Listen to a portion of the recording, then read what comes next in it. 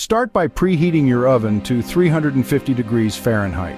This warm embrace will soon cradle our pie, coaxing out the flavors and textures we're aiming for. For the crust, combine 1½ cups of graham cracker crumbs with 1/3 cup of melted butter and 1/4 cup of sugar in a mixing bowl. Stir these together until the mixture resembles wet sand.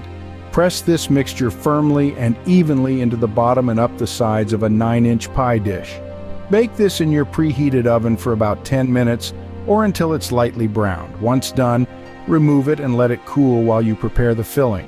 In another bowl, zest 2 lemons and 2 limes. This zest that will infuse our pie with a vibrant, citrusy essence. Juice these lemons and limes afterwards, aiming for about 1/2 cup of juice. Whisk together this juice with 1 can of sweetened, condensed milk and 3 large egg yolks.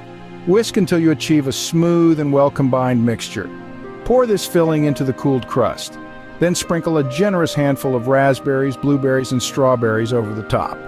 The berries will sink slightly but should still be partly visible, peeking through the filling like little jewels. Bake the pie in the oven for about 15 minutes. The goal is for the filling to set but not brown. Once you achieve this, remove the pie and allow it to cool completely. For the best flavor and texture, refrigerate it for at least 3 hours before serving. To serve, consider adding a dollop of whipped cream and a few extra berries on top for that perfect Instagram-worthy look.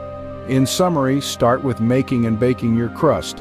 Mix and pour the lemon-lime filling, sprinkle with berries and bake again. Finally, cool and chill before serving this heavenly creation.